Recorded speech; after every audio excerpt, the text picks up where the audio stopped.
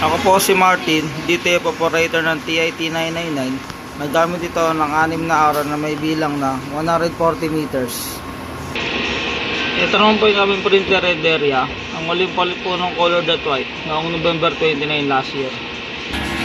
Ito naman po yung aming cupping na may 90% good condition. Head clean.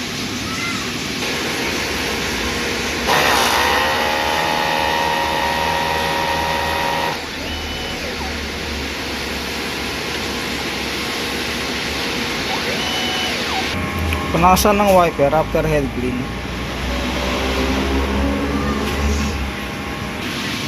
Nozzle check. Ito po, buka naman po sila lahat. Ang i-system po namin, tama lang po ang level. Ito po yung aming waste tank, nilinis lang po ito kahapon. Ito naman po yung aming ABR. Ito po yung aming stocks. Stock rin po ng unused ink. Dito yung powder. At DTF film. Ito naman po yung weekly physical inventory report, updated.